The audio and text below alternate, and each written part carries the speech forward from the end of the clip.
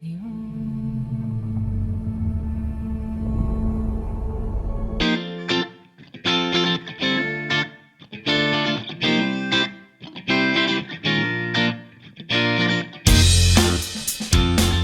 and welcome to Intoxicated Masculinity, where we talk about political culture, pop culture, politics, and anything else that comes up. Joining me as always today is Brandon.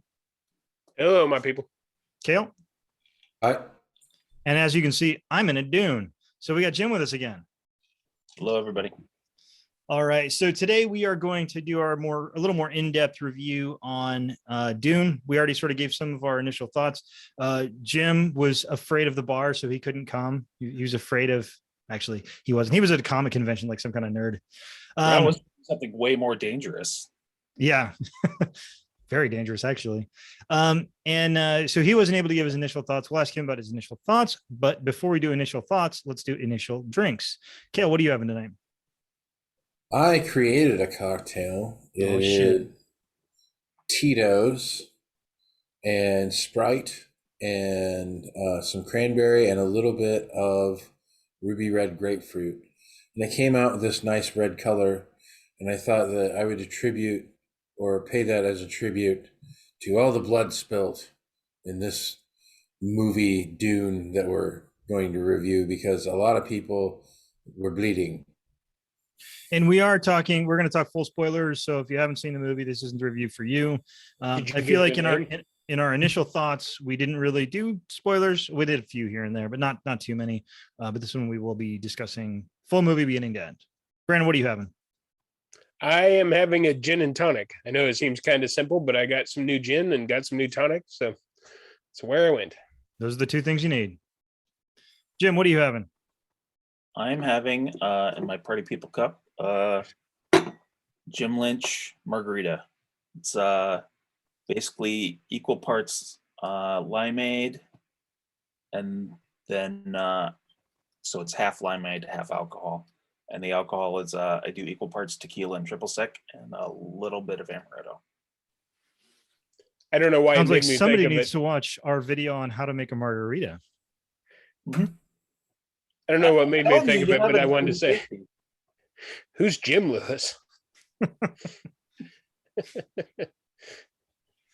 I am drinking a big old glass of rye.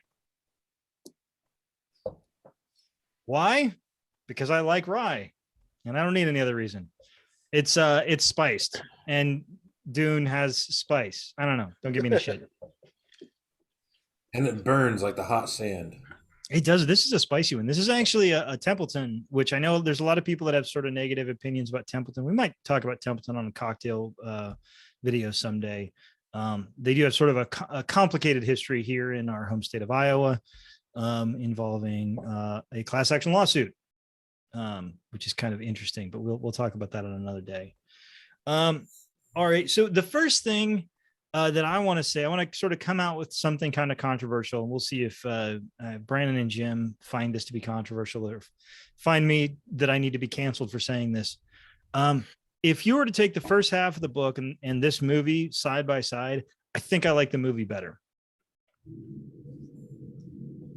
There are certain things the movie doesn't cover quite as well as the book does. Again, I think the one thing that neither the David Lynch movie or the Sci-Fi Channel movie really got into was sort of how the Bene Gesserit are using religion just to hold power. I think it's something that's sort of on the periphery. And I think the Villeneuve, I don't know. I'm pronouncing it wrong, however it is. Denny. He doesn't get into it as much either, and I think that's one failing of the movie. But other than that, I really enjoyed the series of events and how they were portrayed in the movie. And I think it felt like it was less clunky, certainly than the other movies, and I think maybe even a little less so than the book.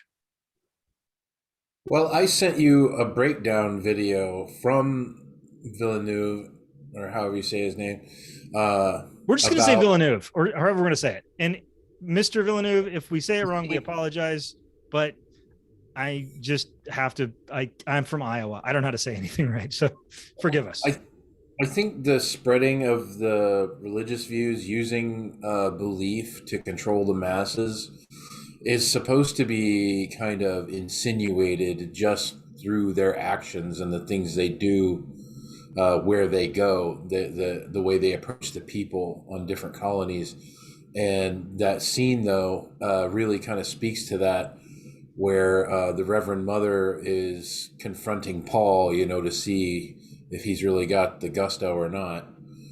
And like the whole thing breaks down that like he is on his knees and the Reverend Mother is sitting in this like throne, like just this place of power, this towering chair of power that he's kneeling in front of. And I think that speaks to what you're saying about how they use those beliefs and those religious practices to basically manipulate where the power goes. There's kind of the power behind the throne, so to speak. So I'm not going to really disagree with you necessarily. Well, that's no fun. I just think they're different. I'm not prepared to say that the movie's better than the book until I watch it a few times, I think. Well, I think also, and to be fair to the opposite perspective, I don't think we'll really be able to say that for sure until we see both movies, to see how they handle the last half. Because something we've kind of gotten into before is the idea of closing out a narrative, and Right. whether or not you can judge part of a narrative. If part of a narrative is good and part of it isn't good, how do you judge the whole? Which we will definitely talk about when we talk about American Horror Story. So Brandon, what do you think? I'm not one of those people that hold a book as sacred. I think a movie definitely can be better. In this specific instance, I don't know if that's true, though. My reading of the book, I've finished it 4 times. My reading of the book is it does a pretty good job telling what the Bene Gesserit are and what their mission is and how they've gone about it over the years, over the centuries, over the millennia. And I think it was just at about the right amount. I think anything more than that, and it becomes a book about the Bene Gesserit. I don't think the movie. Well, Brandon, just to clarify, I was saying I do think the book did that better. It's the one thing where I think the book definitely did do it better than even Villeneuve. Oh, I misunderstood. I thought you were saying the movie did it better. No, I was saying that both Lynch and whoever made the sci-fi movie, I apologize, person who made the Sci-Fi Channel movie, I was saying they did it very badly. I think Villeneuve did it a little bit better than the first 2 movies did, but the book was definitely superior in that aspect. Yeah. I think you could make arguments that some parts of the movie were better than the book. And I would be apt to agree with it. On this specific thing, though, I think the book's better. Well, I mean, the one thing that struck me, and it's a small thing, but I think sometimes the small things in movies are really, really important because they're kind of what, they were grab you in between big scenes and they kind of make them memorable, is the idea that they've introduced the little desert mouse multiple times and they've shown it multiple times. So again, spoilers for people. I mean, we're talking spoilers. I guess we're talking potential spoilers for the second movie, but when that comes back up, it's going to feel very natural for Paul to bring that up. And even in the book, I don't feel like that felt that way. It felt like a little bit out of nowhere. In the other movies, it comes completely out of nowhere because the mouses are never mentioned before in the movies, and they're just like, that mouse, and the audience is like, no, were they nice? So I want to be named after that thing you've never seen. Right. There was a really small thing that he did that I thought was I appreciated. In one of the scenes with Dr. Kynes, when they're in the ecological station, he talks about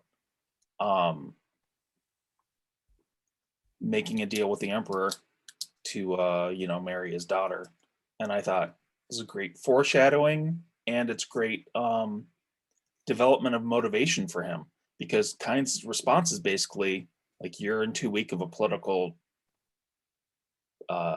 situation to make that kind of offer. So it provides some additional motivation for him to go the route that he eventually does. And just to provide sort of a secondary spoiler, since we've kind of done this a couple of times, since we've all read the books or the book and one of the books, and we've seen all the movies, we are going to be talking about some of the things that are potentially going to happen in the second movie. All this stuff is pretty, I think if you're watching this and you probably have already seen these things, you've heard us talk about them. So, I mean, they are spoilers, but I mean, I think we can't really talk about this without at least kind of foreshadowing a little bit to the second movie. You know, you bring up the mouse, and it I was very glad that he put that in there. But there's another scene that comes to mind, which, looking at it now, could be one of those that is better done in the movie. In the book, the first time you're introduced to the Freeman way of walking in the desert is as they are leaving the doomed sandcrawler, as Leto is trying to get the rest of them off. In the movie, they just show it as one of the vid book things that he's watching. And I think that actually works out better, because in the book, it almost felt like they were going to make something of those Freeman being in the sandcrawler, and then just kind of didn't. I thought it was really interesting that he included the vid book thing, because it felt very David Lynch to me. Well, that's in the books. He in the book he watches some vid books, and I think that it was a good idea to put in there. I think it's as good of a way to do exposition in the least clunky way possible, which I mean, we talked about this, you know, when we watched David Lynch. I think we talked about this when we went through the books for the first time too. There's a lot of stuff going on in Dune that you sort of have to just kind of, people have to sort of osmose into themselves while watching the movie. And so I think it's really tough to do that. The one, speaking of things like that, where you sort of introduce something that's hard to introduce, was, what is the name of the Fremen that Paul kills? Jamis. Yeah. So Jamis, him seeing Jamis and I will teach you, I'll show you, is such a fantastic, I thought kind of a brilliant shorthand way of showing how Paul sees the future. And that the vision was right because Jamis did teach him. But it was certainly not in the way and in sort of in the manner in which you might have expected that to happen. I mean, he teaches Paul how to kill. So I also wondered about that when I saw it, whether I was seeing him seeing an alternate future. Yeah. Well, yeah, I don't know. I sort of saw it as he's seeing sort of a limited perspective, because remember, he's not to the point yet where he's going to be, where the futures become more clear.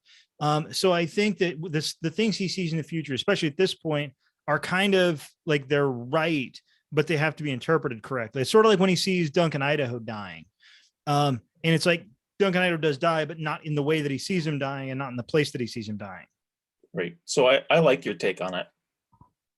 I do too. Yeah. That is one thing I might have done a little bit more in the movie. The bloody hand with the Chris knife is about all we get to see of the jihad in his future visions. Now, maybe that comes up more in the second one, but I think they could have done, I don't know, I'm not a filmmaker, but maybe one more scene that kind of like spaceships into space or something, you know, just something else that conveyed possible futures starting to open up as he takes in more spice. Well, didn't he have the one vision where he's like flipping over people and he's wearing a helmet? Was that I think a vision of the jihad or no? That's where he turned into a ninja. I picture the jihad to fully convey it has to be shown as it leaving Arrakis and going out to the universe. But I think you can put that off till the next movie. I think that's not necessarily 100% necessary for the first movie. I think that's something. By the way, one other thing that I thought was really great, and this is going to be kind of a love session. There's things I didn't like about the film too. It's not, I don't think it's a perfect film, but I think it's very good. Was I like not meeting Princess Irulan, I like not meeting the Emperor, and I like not meeting Fade Ralpha. Because when you think about it, when you watch the Lynch movie, or the Sci-Fi Channel movie, those characters are sort of just sitting around till the end of the film, and you don't really need them at the beginning at all. Like they're not really. I mean, the Emperor especially. I mean, the Emperor is mostly a non-entity in the book until very close to the end. Gail, what were you saying?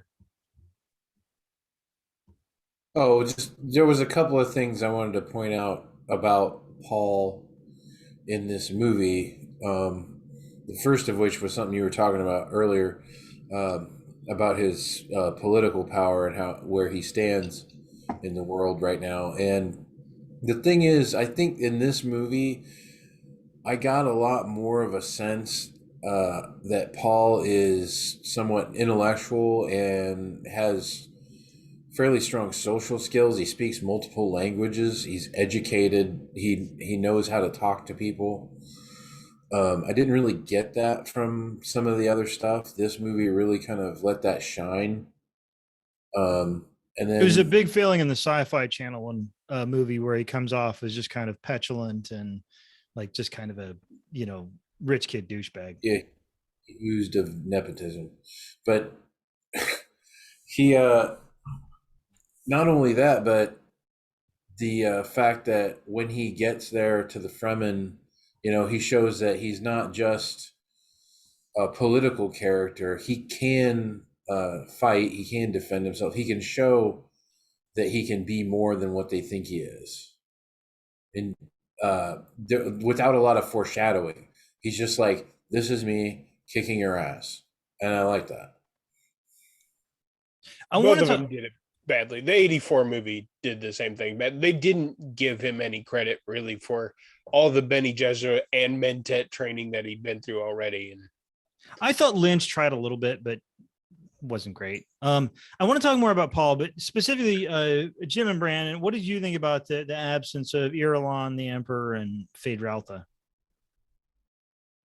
Well, I felt like it was a good choice to focus the movie and not get too distracted. I personally liked the scene in the David Lynch movie with the Emperor and the Guild. I felt like that helped set up some of the plot. But I also liked leaving it out of this one. And I assume we'll get in a lot more into the Emperor in the next movie. For me, I guess I'm kind of a fan of the Feyd-Rautha character, so I wouldn't have mind seeing him in it, I guess. But the movie does do a good job of showing you the Baron, showing you Raban, and I can't say for sure that Feyd-Rautha would have brought anything more to it. Well, that's sort of my point, is the idea that if, say, we had introduced Feyd-Rautha, you would have had to go to the trouble of introduce him and say who he is and why he's there, but then basically say, I mean, you're like saying, hey, here's this guy. Now just forget about him. He's not going to do anything to the next movie. And it's like burning screen time because of the places. Go ahead, Kel. Sorry. They left so much that we know is supposed to be there for the second half. I feel like they've really left themselves a lot of comfortable room to make another movie that's equally as entertaining as the first part. Yeah. Maybe they won't gloss over the 2 years of war and them having a child and all that type of thing. Maybe they'll put more story to that. Do you guys the love story is so center focused. I think they'll definitely spend time on that. Do you think they'll gloss over the stuff that happens on Giddy Prime in the book? Like Probably. Well, they sort of dug into it a little bit. Well, I was thinking like the Emperor's, I don't know, is he a spy? And his wife that go to Giddy Prime? Yeah, the Colonel Fenring. Right. Is Fenring in this movie? I can't remember. No. Okay.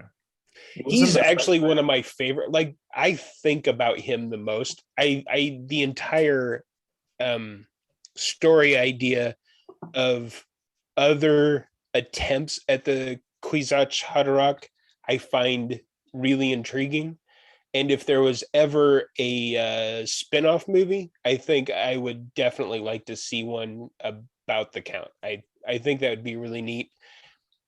You could even make it, I mean, you could even make it into a series about other Kwisatz Haderach's attempts. I think that'd be something I'd watch for a while if it was done right anyway.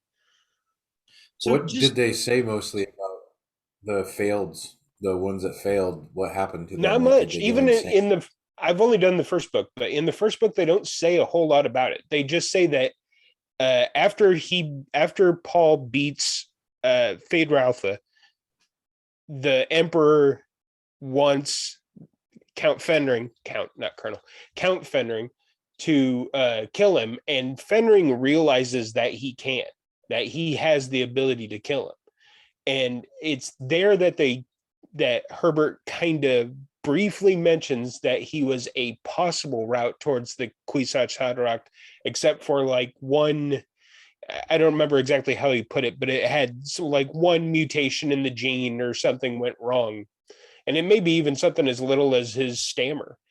Um, but I think that makes a very interesting character that, not speaking for the other books, but at least in the first one, they don't really do anything more than hint at. And I think it's really cool. well, a stammer could mean can't use the voice, Yeah. possibly. Yeah. So Jim, in the other books that you read, did they mention other Kwisatz Haderach? Is that the proper way to pluralize that? Hadaraki. I don't know. I don't It's like remember. sergeants major, Kwisatz Right. Haderach. It's been a long time. I don't remember. I do remember they do more stuff with like Duncan, Idaho. They clone him and he comes back, and sometimes he comes back as a mentat, and so they they toy with that a little bit, but I don't remember them dealing with the other potentials. So one thing I wanted to get into real quickly, and I think this would be an interesting little diversion before we talk anymore, because I've been thinking about this a lot, and I have a very distinct answer. Who is the MVP here, actor wise? Like who is it that you thought was like? Because I think everybody did a really good job, but I thought one person sort of was as close to the book as I could imagine. And he's my MVP. But I'm curious to see what you guys think of your MVP of the movie is. Well, for me, and I was saying his last name wrong, but it turns out I was saying his first name wrong as well. It's Timothée Chalamet. I think he was really good. I think he couldn't have been picked as Paul better. I think even in the scenes where he's not the main focus of the scene, I think he ties in everything really well. I don't think he overacts at all. He doesn't chew up the scene. He plays it exactly right every time. In my head, every time I think of the movie, I think of him, and everybody else is kind of periphery. I think that's an easy role to get wrong too. It's very easy to turn that role into kind of a petulant rich kid, and it's really tough to get it just right. Yeah, I agree. I think he did a very good job. I guess I feel like I have two characters that I thought were pretty One well Kale. portrayed. No, I'm just kidding. You can have two. It's fine. There's no rules. Well, primarily Oscar Isaacs as the Duke. He pretty much had that down pat.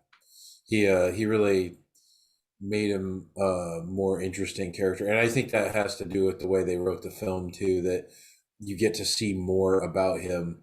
I thought that was kind of a quirky little thing they did where he says, "I wanted to be a pilot," and then they show him, and that's kind of made me think of, he's Poe. So, but so he's a pilot, but and then secondly, Stilgar.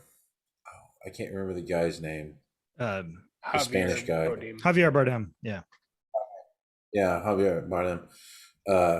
Like I was surprised. I didn't know he was going to be Stilgar, to be honest.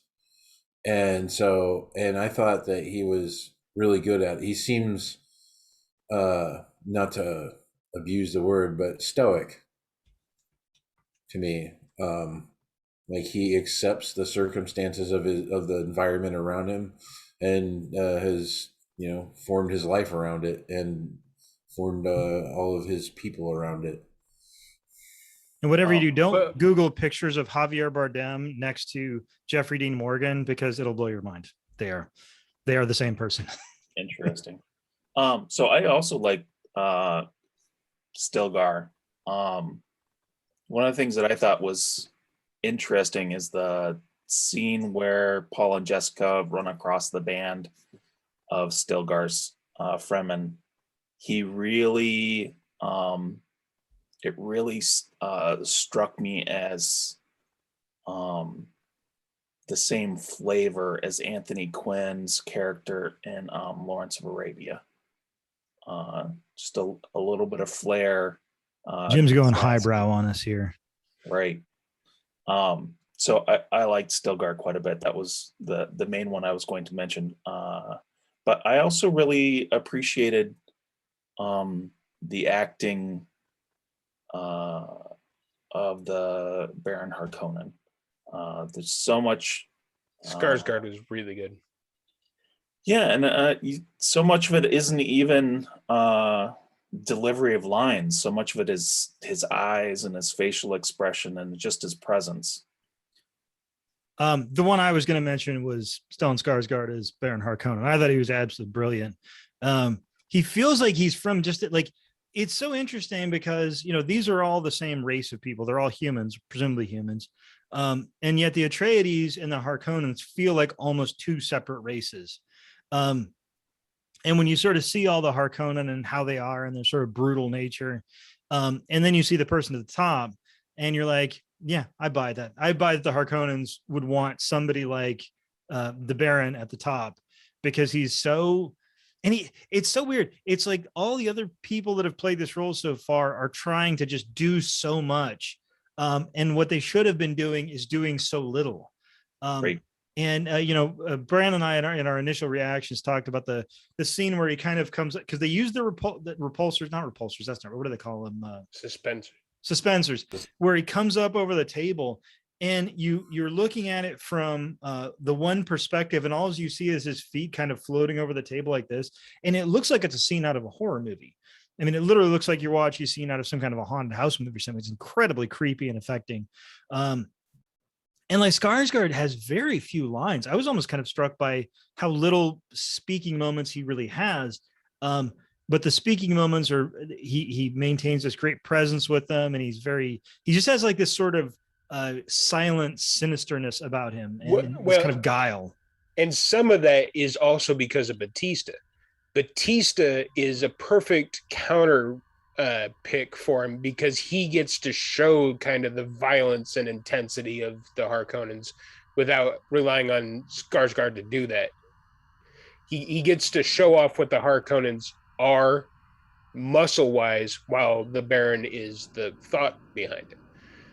So I think Batista was very good. Yeah, I also felt like with the makeup, I mean, how they presented the Baron's body, that he didn't appear just obese. Like, he appeared like you could kind of see that maybe he was a little bit like Raban when he was younger.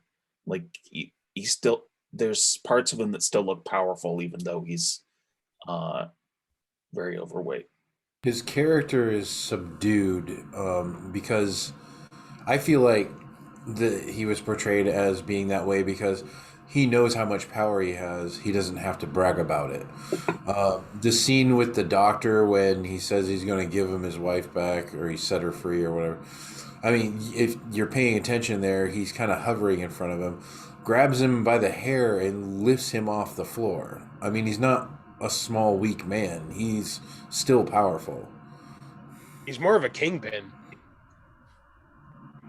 Stellan Skarsgård would make a good kingpin, I think. I would say If we didn't already there's have a couple the perfect other kingpin in there already. Leah Kynes, Sharon Brewster was really good, and I was surprised by how I suspected Jason Momoa to not fit Duncan Idaho, but I think he ended up doing it. Yeah, we kind of talked about that in our initial reactions. And Jim, I'm curious to see what you think about this. We were sort of talking about the characters as what their classes in D&D would be, and that Halleck is like a bard, and Duncan Idaho is like a ranger. So he's not a fighter. He's not like a straight up warrior. He's like a person that you send off on missions that goes out into the wilderness or out into the desert. And he's obviously a very good fighter, but that's not. It's like you don't have him there because of his fighting technique. You have him partially there, but you have him because he'll go out and he can blend in with people and just kind of go anywhere and kind of insinuate himself into there, and punch somebody in the face also. He's special ops. Right. Yeah, So very much special ops. I can't speak to the Dungeons and Dragons aspect of it. I will say that I didn't really care for his early scenes with Paul. I understood that those scenes were to show the relationship that Paul looked up to him, but it just I didn't like how buddy he was. I was like, I'm not sure I'm gonna like him in this. And then later in the film, it's Well, they divvied probably up the because of the type- responsibility. What's that? They divvied up the responsibility. So I felt like the later scenes I liked him much better in the role. I don't know. I liked it pretty much directly across. I think they just cast him. I think that's sort of the thing you have to do. Apparently, when you cast Jason Momoa, is you have to cast him as just kind of being Jason Momoa. And because I think he's somebody who he has like kind of a strong personality. I think he seems very likable and kind of somebody that you could picture people following and picture people wanting to be around, all that kind of thing. And I think that's kind of who Duncan Idaho is, at least in my mind, anyway. Although we all picture the characters a little bit differently, I'm sure. I think that the reason he was so buddy at first was to show that, like, in the later scenes, how he proves that he kind of treated him like a little brother, like he adopted him, not just like a friend, like he truly cared for this guy, like he would literally lay down his life for him, Like a because friendman. Right.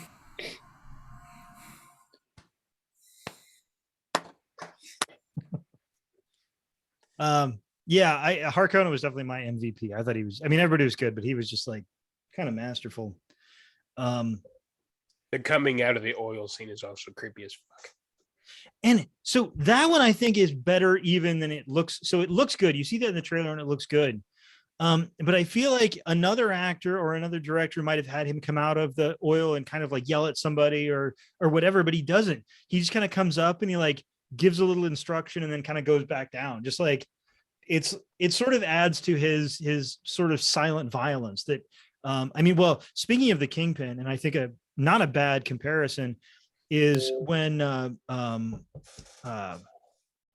Vincent D'Onofrio is the Kingpin in the Daredevil show, and I think we all are big fans of his Kingpin in that show. And he doesn't do any violence for like 4 episodes. He's just got this very like this tense expression, this tense feeling, and it builds up this sense of violence. So when he actually does violence, it's terrifying because it's been building and you can see it's been building. And he's got this, and I think Harkonnen is kind of the same way where he hasn't done any violence yet. Oh, I think he does do a little violence, but you can tell it's there. And it's almost like the longer he doesn't do violence, the more you're afraid of when he really does.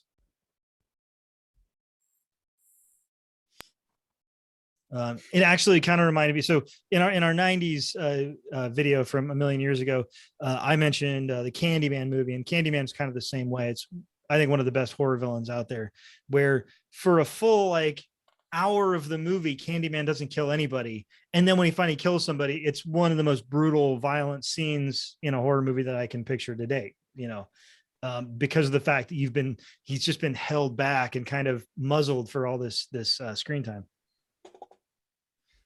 Were you disappointed in any of the castings? I can't think of any off the top of my head, but did you feel like any of the castings were maybe could have been a little better? I'll start. I didn't care for Duke Leto, and I don't know why. I feel like maybe I just can't get the Star Wars character out of my head. I don't know. I liked him quite a bit, actually. I'm a big fan of Oscar Isaac. Can't wait to see him as Moon Knight. I think Kale's muted. Kale is muted. He just has to unmute himself. No, I'm not. There he goes. There you go. Okay. No, I don't think there's any. Go ahead. He was also Apocalypse. No, he was Ivan Ooze. No, I don't think I would have changed anybody. I mean, even the smaller roles, I thought Gaius Helen Mohayim was well cast. Jessica was well cast. I don't think I would change anybody. There was a moment where I thought they were kind of diving into this love connection with Channy a little bit too early, but it's a minor complaint. And I'm not even, I mean, without seeing the second one, I'm not sure. But to me, his visions were more than just Channy. And they kind of focused that down on his early visions. Well, I think even in the book, Chaney is the first person he sees, isn't it? Yeah, but it's not the only thing. Well, right, but I think you got to forgive a little bit, because I think, you know, they have to sort of dig into the most important visions and the things that are kind of come first. Well, it's probably where I was thinking too about the jihad. Jihad, yeah. I mean, and I hope they did. I hope they really do dig into that in the second movie. I think that's really important. We could have gotten endless visions of dripping water, right? And at least there wasn't exposition visions like Dune, desert planet, Arrakis, leaving. Like, yeah, thanks. I know budget constraints. I know no director's cut. The David Lynch movie. Right at the end, that could be like. Right at the end of that, it'd be like diamonds, and it'd be like a commercial. It's like Joseph's. What's the one like the shadow is putting the ring on the other shadow? He must have went to Arrakis. What? I don't know. And again, we talked about a lot in initial reactions, but again, Chimps wasn't with us there. I'll have to make him a Miondkiller next time we're together, so we can try that out. What's in it? Well, Jim, there's no way you could possibly find that out unless you watch the video, which is available on the internet that I put up. I'm sorry, did my bitchiness come through? Because it was definitely intended to be very bitchy the way I said that. But just the cinematography is just, I mean, it's out of this world. I think that taken together, Blade Runner 2049, which I think we're going to talk about at some point. We might talk about that before the second movie comes out. Blade Runner 2049 and this movie are like two of the best looking movies that I've seen. They look fantastic. They just look great. You know, I talked about it a little bit in that first reactions, but shout out to their ornithopter too. That was really well done. They gave it a lot of screen time. It was a believable looking machine. It looked like something that, if piloted right, could handle the very top of the storm and wasn't just being held together by plot armor. It looked good. They spent a lot of time showing it off too.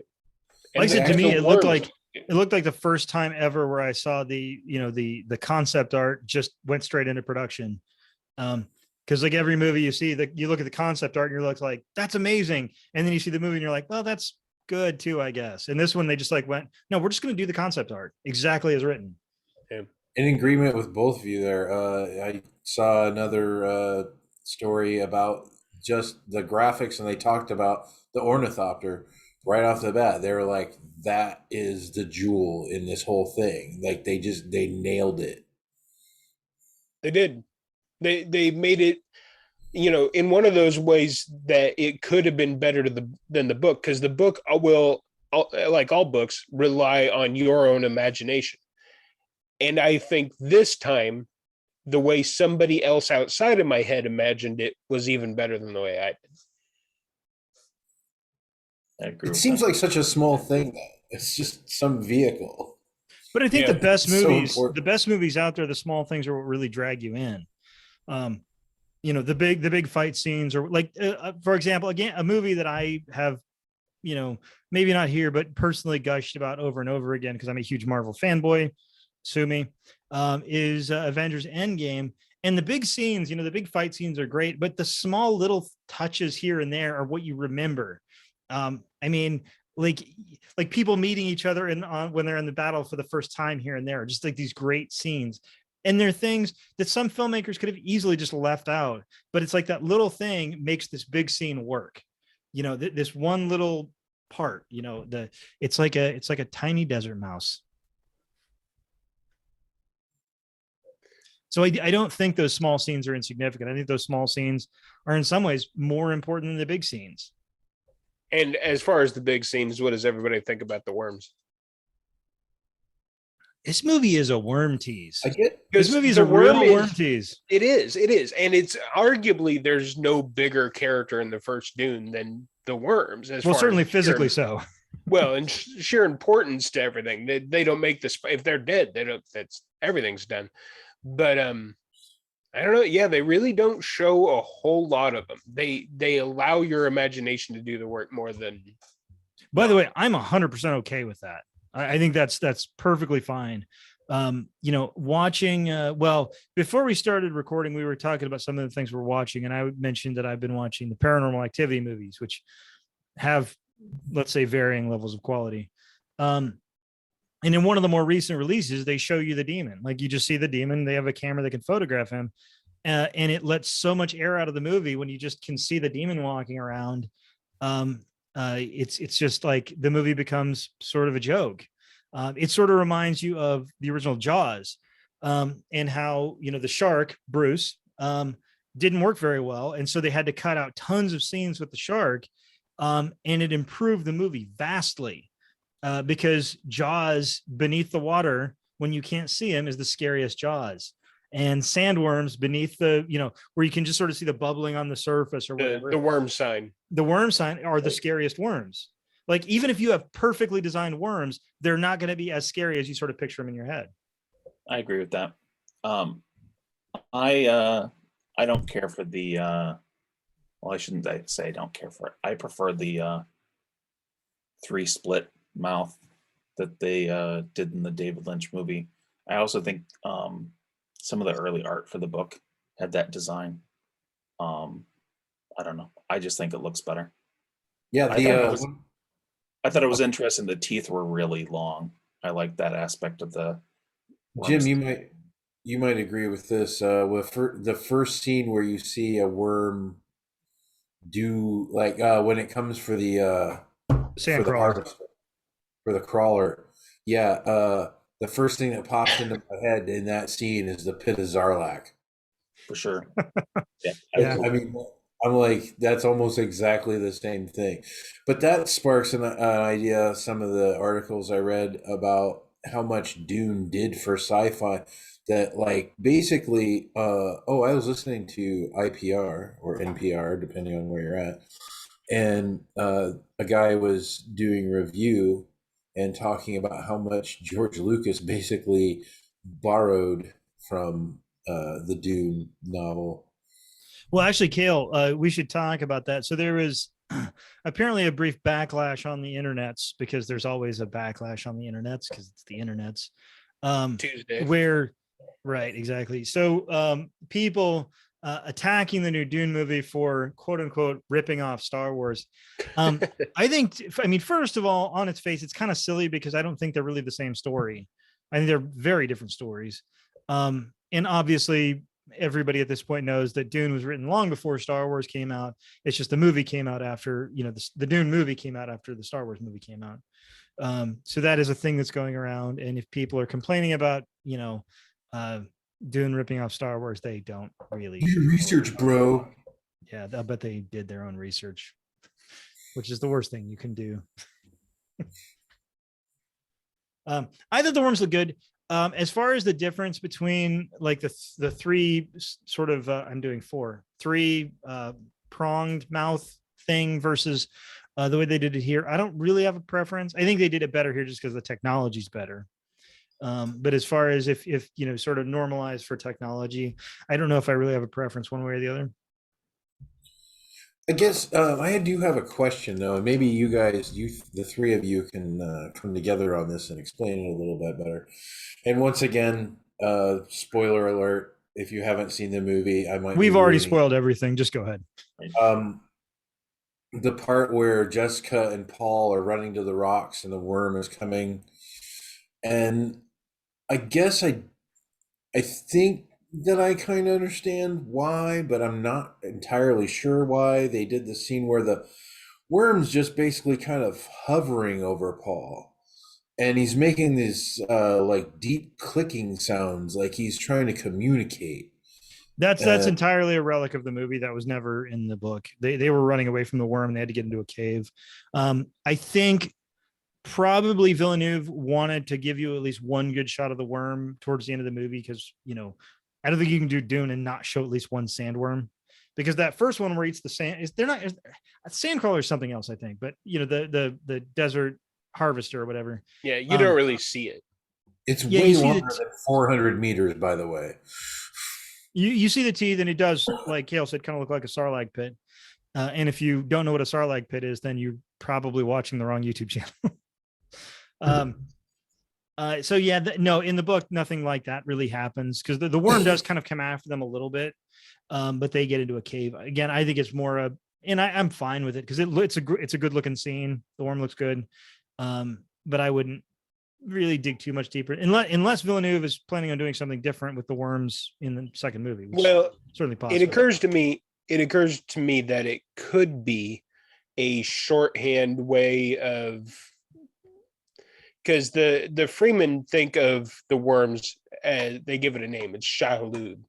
They think of it as kind of, I don't know if you'd call it a god, but kind of that way. Like I think probably more like you would picture either medieval people in Europe or Asia would think of like dragons, where it's not a god exactly, but it's like it's a powerful kind of mystical creature that has great importance to their culture. Well, and dragons are often considered to be smarter than like animals. And it makes me wonder if maybe that's what they aren't doing with the worm, given in that little bit of time staring at Chalamet, it's maybe just a quick and easy way to say this is not just some mindless thing scaring off anything that makes regular noise in the desert. So I also think on the flip side that it's a little way of showing the Paul special, potentially. Even though the worm's being called away, the initial impression that I got was that maybe the worm is recognizing something in Paul. And as far as the worm getting called away, the original Thumper is way cooler looking than the new Thumper.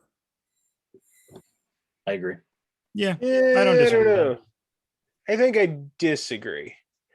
To me, the new Thumper is small and compact and something more of a light traveling, quick moving group would take with them than something that doesn't mean it looks better though. You're small and compact. No, I am not. You're not. No, I don't. I didn't. I guess I didn't have an opinion. I get that. That makes sense. I mean, like the sand compactor thing looks like a kind of a big flashlight. Like I would see that if you're a desert people, you're constantly on the move. You'd want your equipment to be easy to move. Yeah, especially when you're out in the desert, you're not wanting to carry some like there was just something Beretta Model 50 type size thing. I don't want to talk too long on it, but I did think one interesting thing to ask would be like, do we think that either the Lynch or the Sci-Fi Channel movie did anything better than the original? And I'll start off because I have one in particular that's not a big thing, but I do kind of think I kind of liked the still suits in the David Lynch movie, maybe better than all the other still suits. I think they look good. Yeah, I don't know that I have something specific, but the David Lynch movie had some really great design for some of the outfits. Like I remember Jessica's hooded coat that she wore to greet the Bene Gesserits. Some of the costumes, some of the set design was just fantastic. I feel like the set design on this was also fantastic. It was much more bare, which I think fits with the aesthetics of the film. But I think a lot of the design of the David Lynch film really looks good. Brandon? No. No. I liked the still suits in the new movie. Okay. The Well, David I didn't dislike him. I'm just saying I think the David Lynch still suits are the best. I like better. They kind of looked the texture of them like it looked like muscle threads or something like that. It was very visceral look, whereas the new ones are very modern. They look like they were designed by Nike or something. I mean, they're cool, but the Lynch ones are just a little bit better, I think.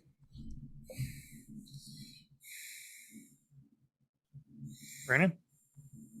No, like I said, no. I think this one is superior in every way. Fair enough.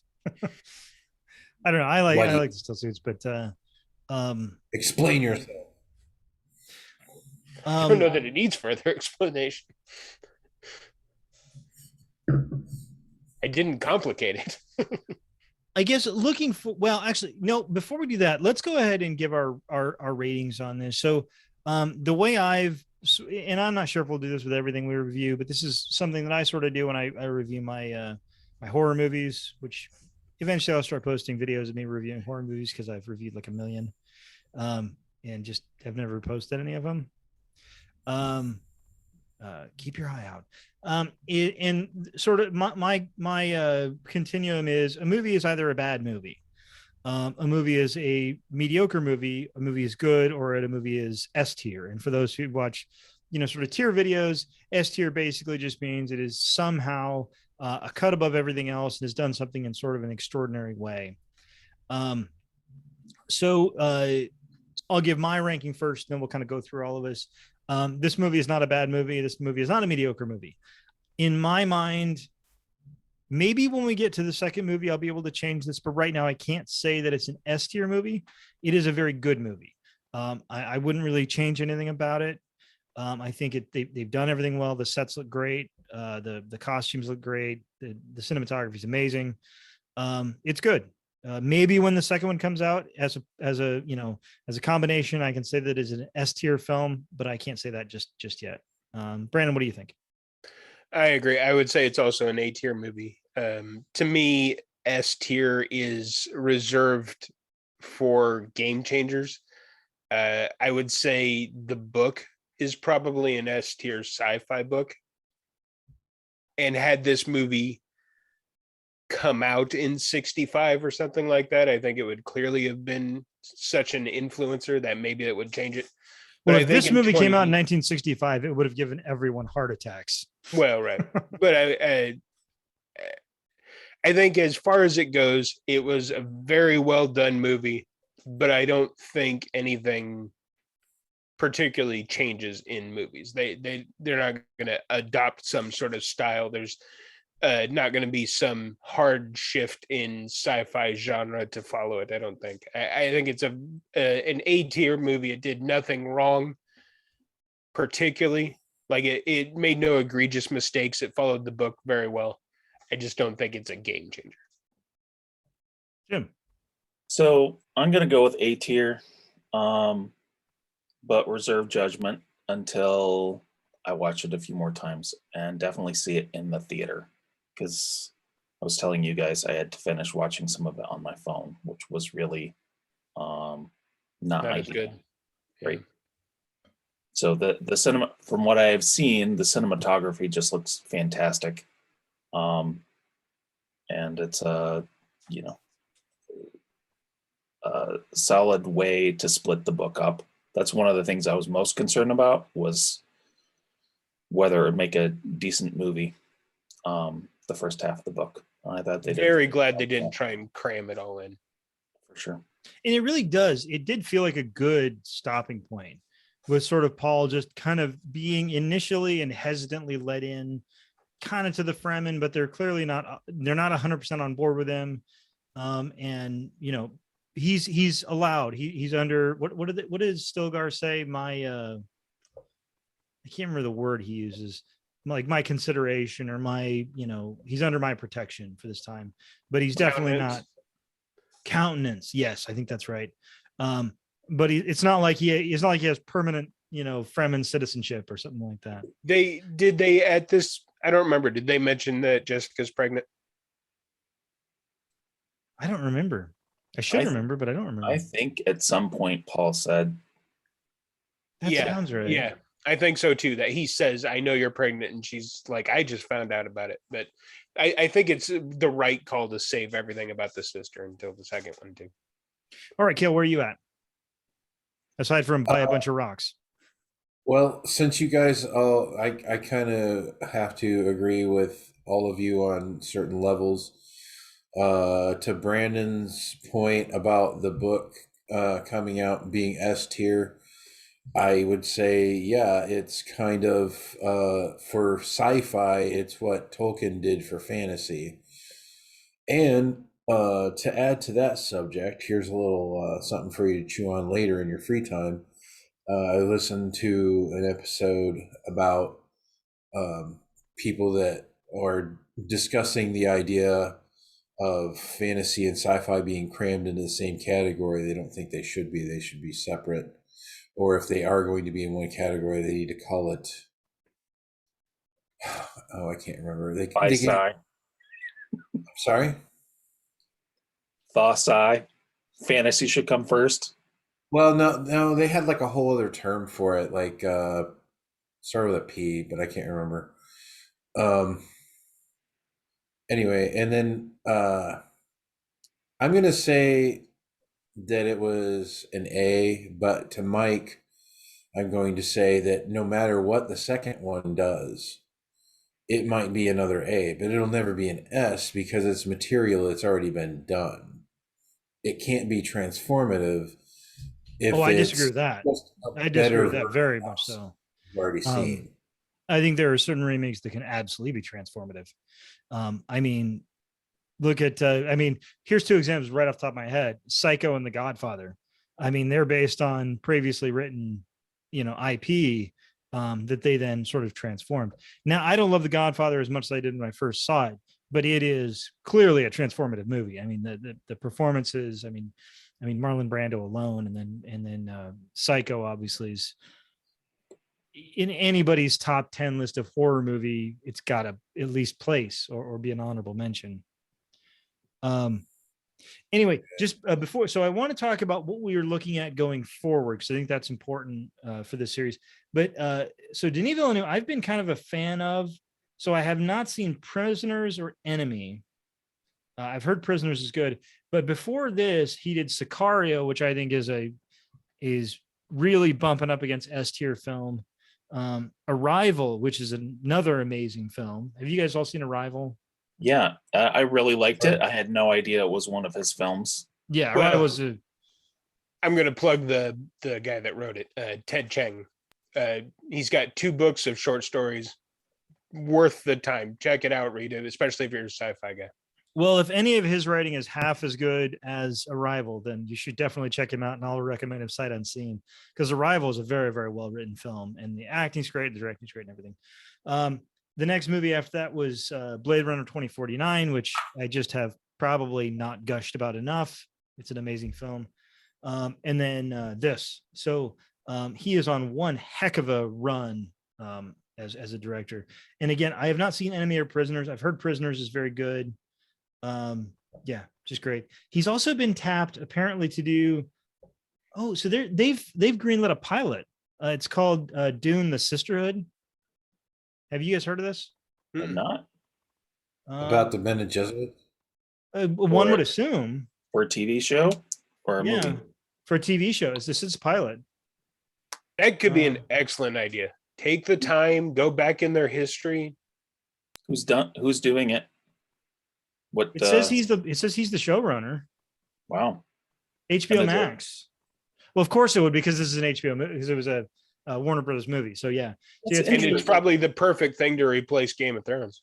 yeah. Except they're doing another Game of Thrones, which we will talk about that, I'm sure. You know, it actually, But Caleb, anyway, your the whole one thing about sci-fi is interesting.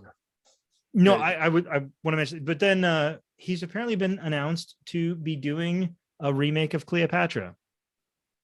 Why?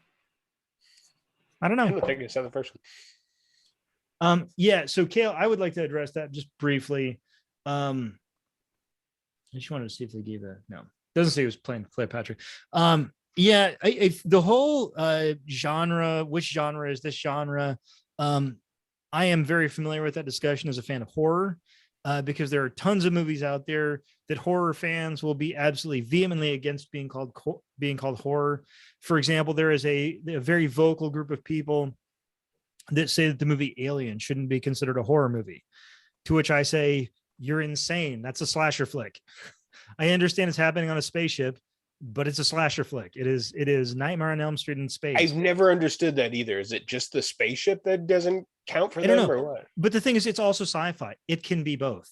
It's also kind of thriller, though. Yeah, but it doesn't have to be either or. I mean, Shaun of the Dead. Is Shaun of the Dead not a horror movie just because there's jokes in it? Right. I mean, it's absurd. Well, What- and if what- I What about Westworld? Is it not a Western and a sci-fi? Like, Exactly. It's both. It's Right. clearly Well, both. and if I had to take a guess, my guess is that sci-fi, science fiction, and fantasy got put together because of bookstores. You probably started off back in bookstores with Asimov. It's where you send the and nerds. Yeah, you started off with these people, adults, who are reading what at the time was probably considered like children's books and children's ideas, and they just kind of crammed everything together. And my guess is now, as this, both science fiction and fantasy have really exploded in the amount of authors, and not just amount, but the talent of the stories. I think you probably, even now that brick and mortars aren't really a thing anymore, I think you could just get rid of the entire cluster genre altogether and make each one their own separate thing. I mean, I understand why the genres exist, because if I want to watch a new movie, like again in October, I've watched a lot of horror movies.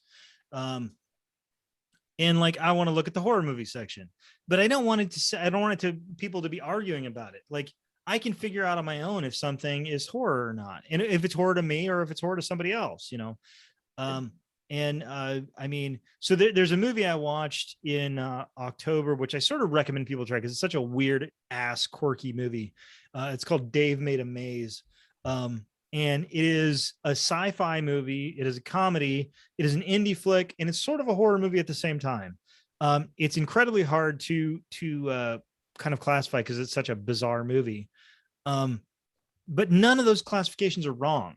So I don't think it's necessarily an argument against any kind of classification system, because I think classification systems make it easier to organize things. I mean, if you just have a movies section on Netflix and things are just organized alphabetically, well, that's hard to deal with.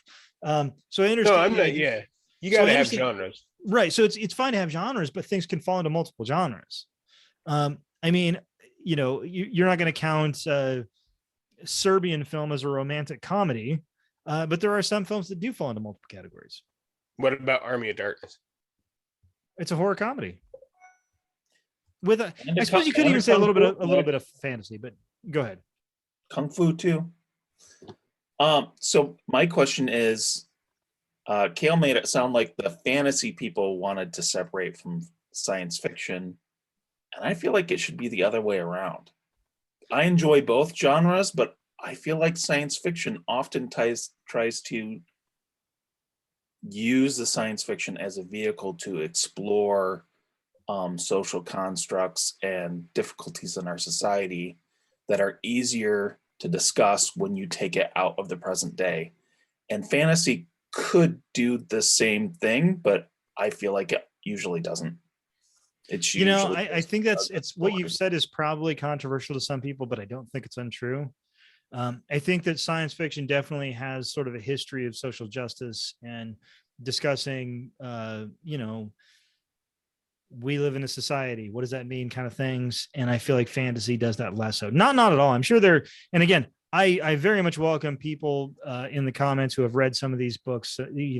There's probably 75 great fantasy books that talk about social justice and that talk about, the human condition, all these other things.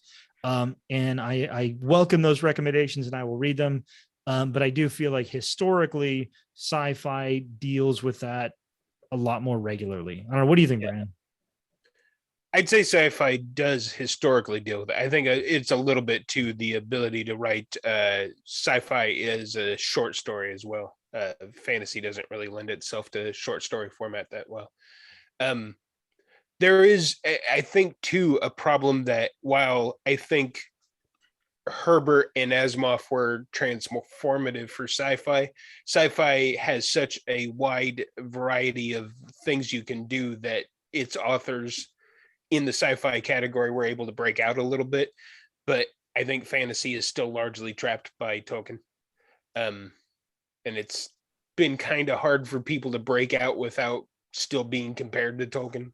Probably I think it would be really interesting. Maybe someday we'll get on a couple of people that are much more into fantasy books and they can straighten this out, because I am 100% open to being straightened out and being introduced to a bunch of fantasy that talks more about sort of relevant socio-political, socioeconomic sort of issues.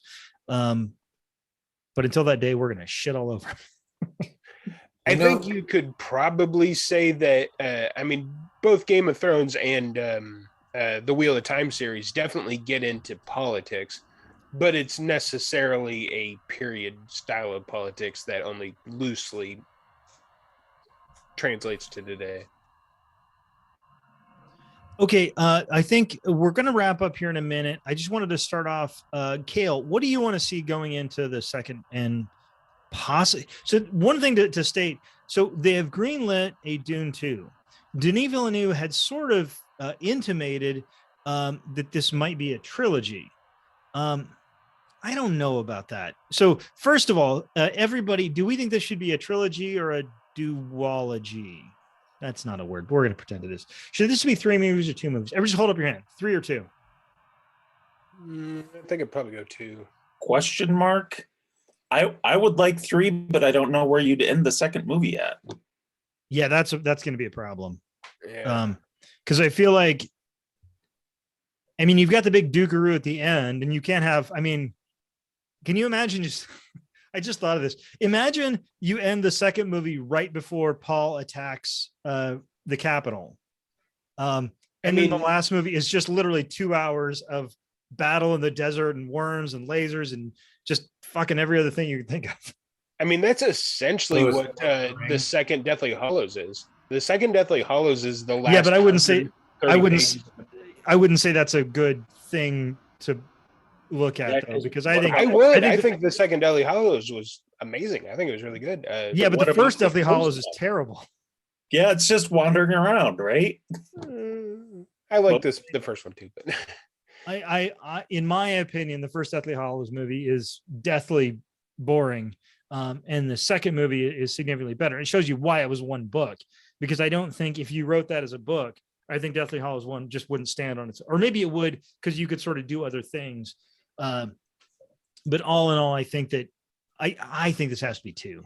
I just can't see, unless they go into the next book, or he just adds on to it. But as it stands right now, I think the only probably appropriate that would make it worth making a third movie is if they were going to show what happens after he basically wins Arrakis. Once he's taking control of that colony, it would be interesting to see what happens after that. Why did I call you Paul? I've got Atreides on the brain. Cale, I think the one thing, let me clarify. When I say 2 or 3 movies, I'm talking about just the first Dune book. So if this is successful enough, they then move on and do Children of Dune and the other books, then clearly we can do more than 2 movies. We can do 5, 10 movies, whatever.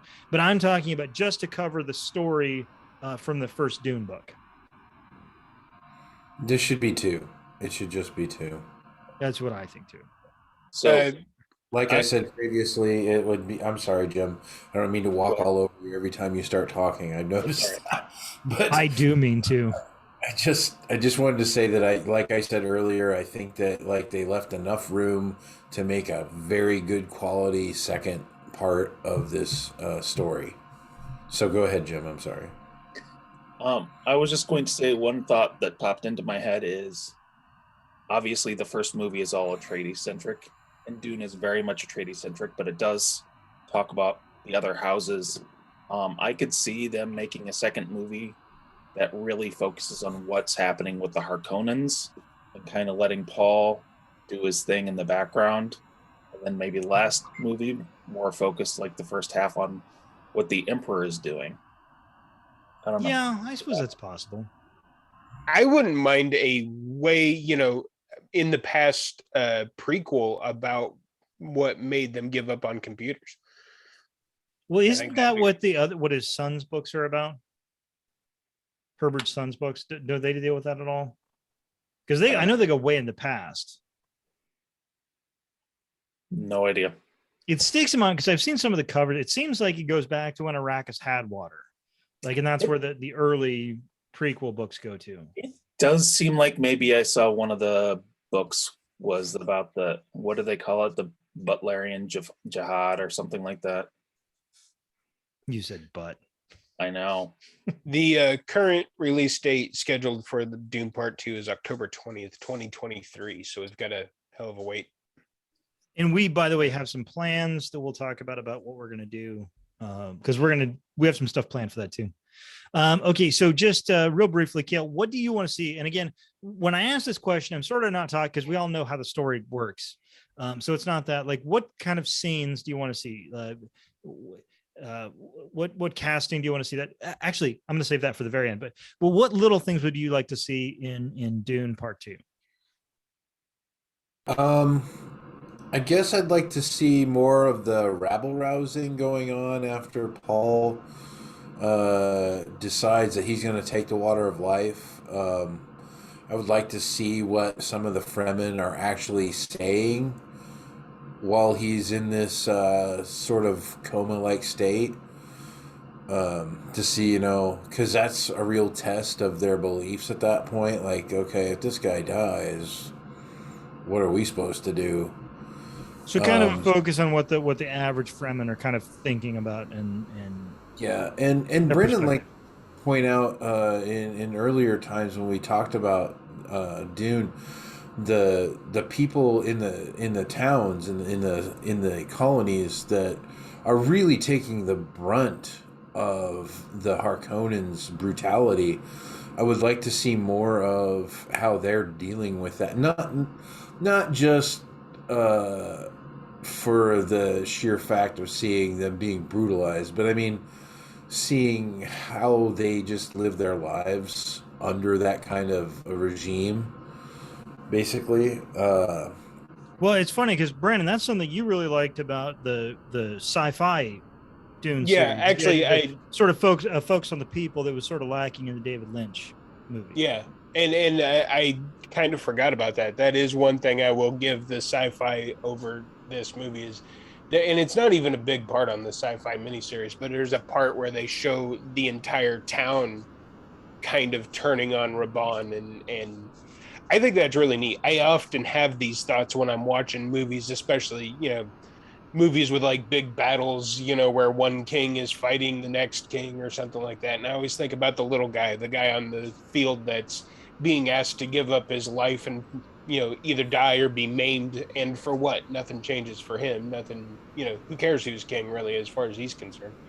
to that So yeah, I thought that was interesting. That'd be a good part to add. to that point though, but off subject, completely different movie. Uh, Troy. I like the part where Achilles is talking to Agamemnon, and he's basically arguing to him that all of your soldiers won the battle. You didn't win this battle. You're just fucking standing there. You didn't do anything. And Sort of in that's furtherance of that, so I've been watching the Star Trek Lower Decks, And they did one of the last episodes of this season was showing the lower decks people on different ships. So it showed the lower decks people on a Vulcan ship and the lower decks people on a Klingon ship. And just like the way their lives are all kind of different. It's like, if you haven't watched Lower Decks, by the way, you should. It's really fun. Fits right into the Star Trek The Next Generation sort of timeline. Very good show. And at the very end, they've after everything's been resolved, they do a switch to the lower decks people on a Borg ship, and it's just 4 people standing in like a charging queue, just standing there for like 45 seconds. Then the episode's over. Okay, That's Jim. good. What would you like to see going forward in episode 2? Again, not talking about the big broad stroke stuff because we Right. kind of know what's going on there, but kind of the little stuff. Who would you like to see, that kind of thing? So I think probably my comment about if they turned it into 3 movies is kind of the same here. I'm not sure that Paul's story is super engaging from here forward. I mean, there's a lot of stuff that happens, but there's also a lot of battles, and I don't want to watch like a 3-hour movie about battle after battle after battle. I think what's more interesting is, what do the Bene Gesserits think about what's going on? What does the Guild think about what's going on? What does the Emperor think about what's going on? And kind of like what you said about Jaws, like treat Paul like Jaws. I feel like kind of the less we see of him in the early part of the second movie, the better it will be. Yeah, I would agree. If they turn this into a 3-parter, Paul should be in the second movie very little. I think that's a good call because there are a lot of other people we can meet. And if they do a 3-parter, then Paul should very much be in the background. I mean, maybe nothing. I mean, that would be sort of unprecedented to have, Timothée Chalamet basically not be in the second movie, but I think it would probably be effective. Or maybe have him just be a small cameo and bring him back in the third movie. So I agree very much that. I want to jump in here real quick, just because I know I'm going to ruin your evening now. I know you're trying to wrap this up, and I know that we're getting on with this, but I feel like there's something very important that we did not discuss at all, and that is Jessica and the role she plays in this movie. We barely talked about it. We said, yeah, we liked her. She thought she played it well. We didn't really talk about her role in this movie, or how it affects Paul in this movie, or how it affects the other people, just the Fremen and the people around her, that because of what she represents and how she's basically molding Paul into this figurehead that he's supposed to become, supposedly. And we didn't really talk about that much because there's some intensity. We did talk about that amongst ourselves, some intensity between him and her, like especially the scene in the tent right before he sees the mouse that you were talking about. The scene in the tent where like he's clearly upset with her and he starts to use the voice a little bit, I think. Yep, he does. How did you guys like that scene? I think it just from an acting perspective, I think Rebecca Ferguson is really good in this movie. And I think the only thing that she's sort of a victim of in this movie is that there's other people that are just amazing. And it's kind of one of those unfair things about acting in movies sometimes you can turn in a perfectly good performance. And then, like I take Star Wars and Carrie Fisher, for example. Carrie Fisher's great in Star Wars, but it's like, but then you realize you have to act opposite, James Earl Jones as Darth Vader. And it's like, how do you compete with that? Because he's such a kind of a dominating and big presence. And I think that Rebecca Ferguson in this role she's playing kind of not a small character, but a character who's not trying to dominate everything. Like that's she's trying to raise her son, and she's trying to make him strong enough to do these things. But she isn't the other characters in Paul's life, Gurney Halleck, Duncan Idaho, Stilgar, Cheney, all these people have much more kind of dominating personalities. whereas I think Jessica is not less powerful, but sort of maybe less overt in the way that she communicates. You Well, like you're describing her. I'm sorry, Brandon, but just real quick here, the way you're describing her has a lot of similarities to the Baron, like that subdued character. Like I I know never who thought of that, but it kind of does a little bit, but almost in kind of the opposite way. She is his daughter. Spoiler. well, and to be fair, most of the stuff that happens to her happens after this, where she becomes the Freeman's new Reverend Mother and transfers, changes over the water of life, and that it affects her daughter. And a lot of this could be, if we're going to defocus on Chalamet, it could be a Jessica Forward second movie pretty easily, I think. Well, I think you could have a movie where it's sort of the competing influences of Jessica and Chaney. Yeah, you could Because explore Jessica them. and Chaney don't dislike each other, and they're not sort of overtly fighting, but they definitely have, I think, different interests. Well, Jessica's got this idea that he needs to worry more about being the Duke, and he can't have Cheney as his wife. It's fine if she's a concubine, but she can't be his wife. He's got to keep open that possibility of marrying either the Emperor, the daughter, or a Landsrat daughter, or something like that. So, just real quickly, Brandon, what are you looking forward to? What would you like to see in part 2? well, I mean, I would really like to see Count Fenring. I would like to see. Keep that in mind, by the way. I have one more question I'm going to ask everybody before we. I'd really like to see the sister done right. I think the sister has been done badly by the other two. Because I don't think the other two shows really understand the sister. I think they think that she's precocious or something, but it's not that. Imagine experiencing thousands of lifetimes all before you were even conscious. She's something like that you Jessica would have to. apologized. I'm sorry, Well, Brandon. Jessica apologized to her because she never got to be a child. She just became Right. what she is right from birth. But it would be neat to see them spend some of the movie exploring the sister, because I mean, in reality, no matter how powerful Paul gets, you would have to think his sister is something else entirely. You could easily spend an entire second movie exploring her and what she is going to see, because she's getting spice and takes as well.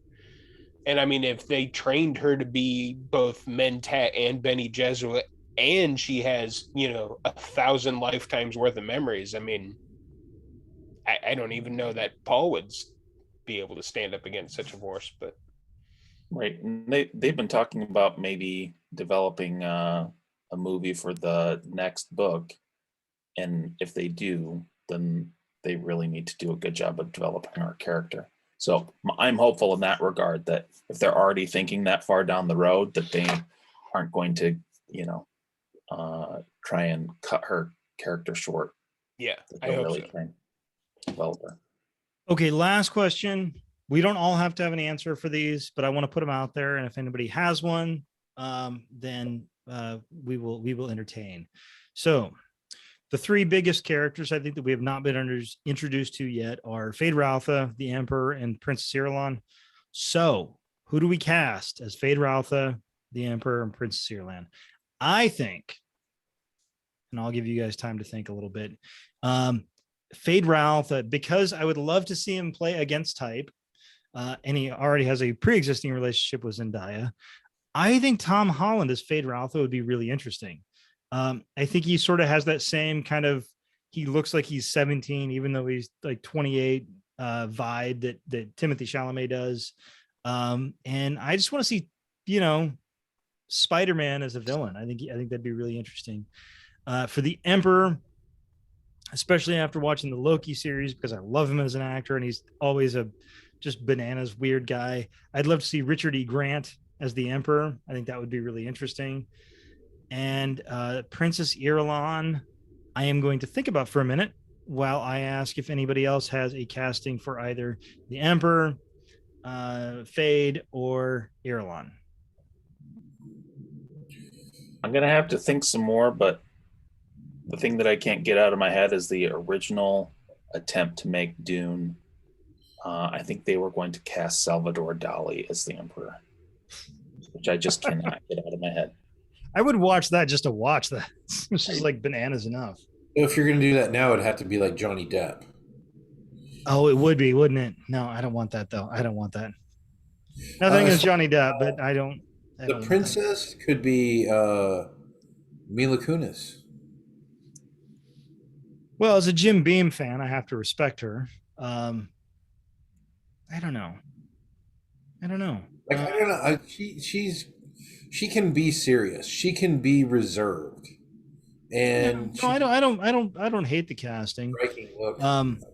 But I don't know. I think Emperor is like Emperor is fun because you can just cast an old actor that you like that could be interesting and be kind of intense. That's why I like Richard E. Grant. Actually, you know what? I like the Emperor from the sci-fi series. I really do. I thought that he was a good actor that could have made that role better if it was written and directed better. I'm not sure he's alive anymore. Really? He might have. Yeah. I'll look. Okay, how about Ed Harris?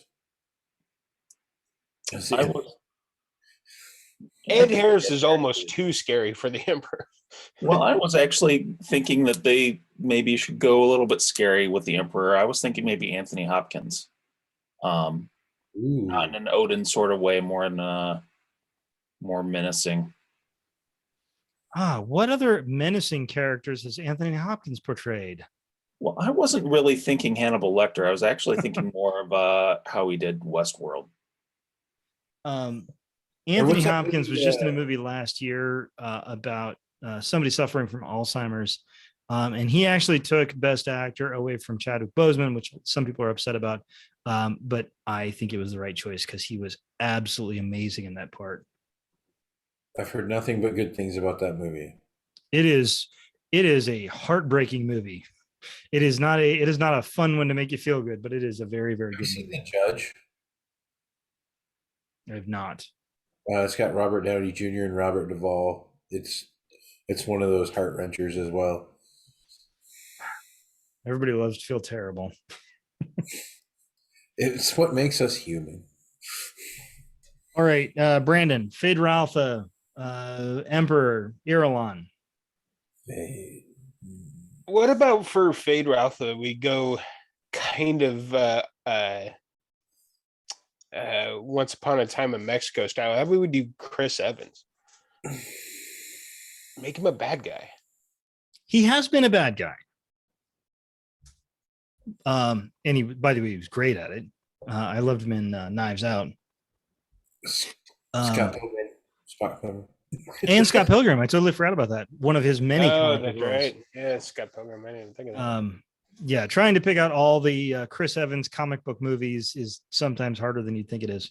And it's funny because he was also in the movie Push, which is not a comic book movie, but it really feels like one. Right. How about Ewan McGregor? As who? As Fade. No, I think he's too old for Fade because Fade has to be pretty close to the same age as Paul, I think. Because Ewan McGregor as Count Fenring might not be a bad choice. Could be. Because he's definitely not Prince older than we think of him now. So just out of curiosity, do they say this in the book? Ooh. Who's older, Raban or Fade? I get the impression that Fade is the younger brother. Yeah, I think. But I don't know if they say that explicitly or not. No, I don't think they say it explicitly. I that was just my impression too. That was my impression too. So he definitely can be younger than Batista. What about, I'm sticking with Tom Holland. I want to see Spider-Man knife fight Timothy Chalamet with a metal. No, who played Anakin? Who played Anakin? What was that? The guy that played Anakin. Oh, Hayden Christensen. Hayden Christensen. He could be Fade. He's much too old for that part. Really? It would be interesting to see Hayden Christensen playing an emperor, just for balance's sake, I suppose. Because Poe was a pilot as the Duke. What a Star Wars alum.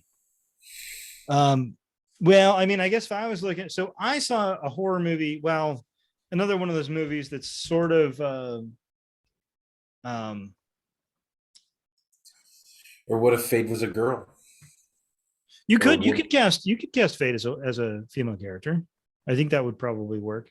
I think for Princess Irulan, because she's an actress that was in a movie that I absolutely loved, I'll say Haley Bennett. She was in a horror movie / thriller movie called Swallow, which I thought was one of my very few S tier movies of this year. It's from last year, but I watched it this year, and she was great. So she's Irulan.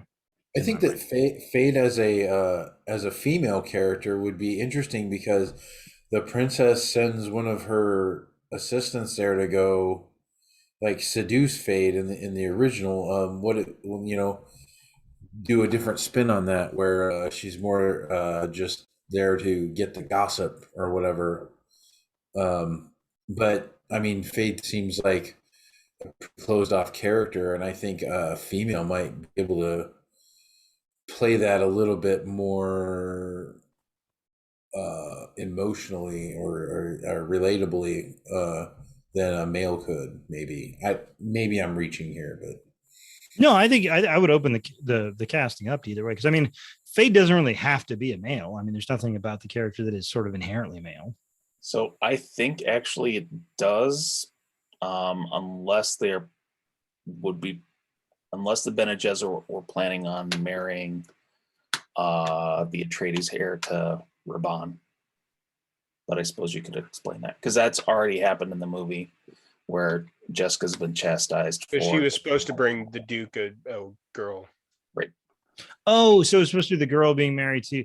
Yeah, but I mean, it's a foreign world. It's like we don't know how they make children there, because the Bene Gesserit can clearly choose how they reproduce in some ways.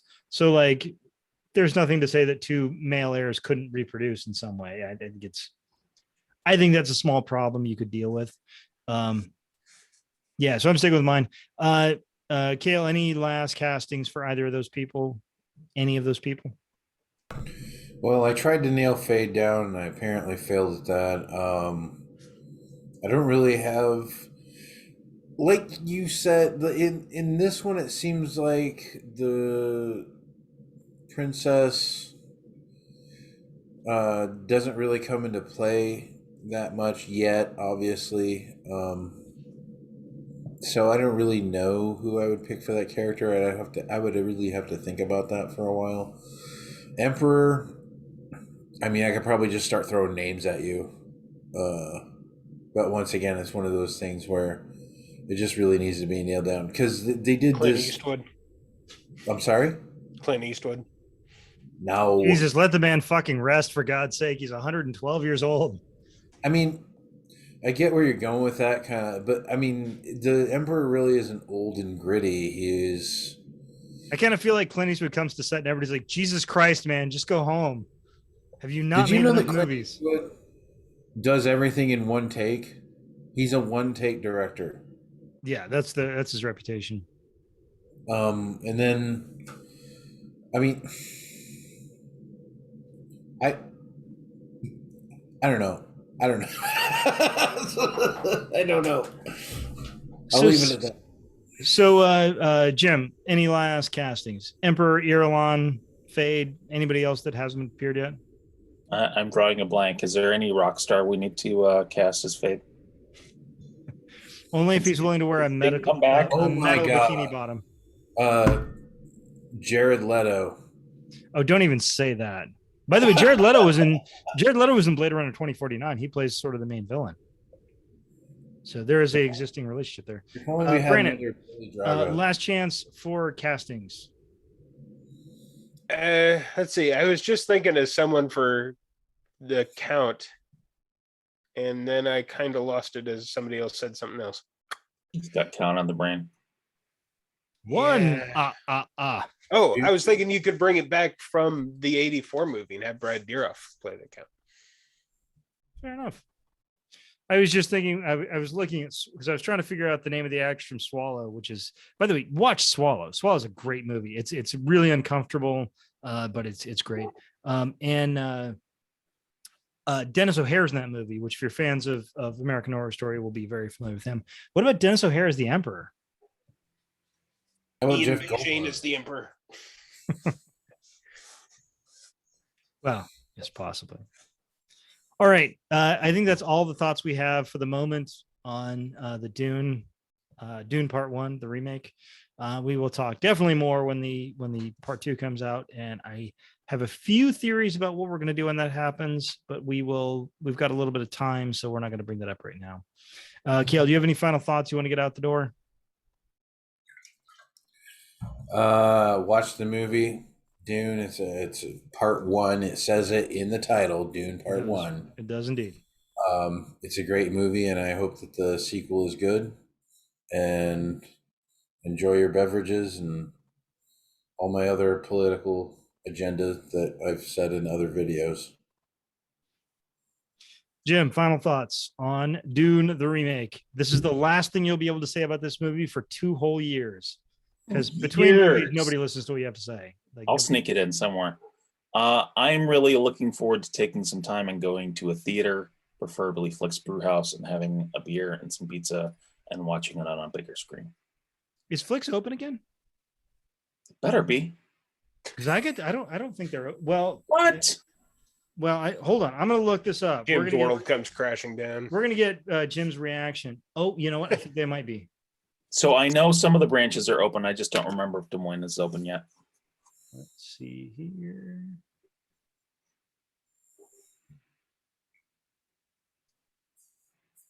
Des Moines is open.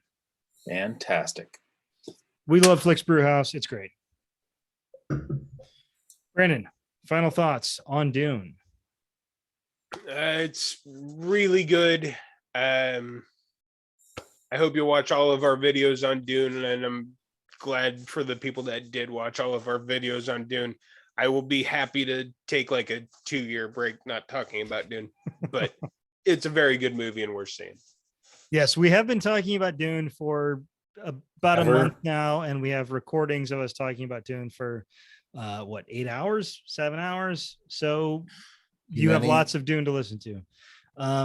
That being said, I want to thank everybody for watching. Please like, subscribe, share, and Dune. Ooh.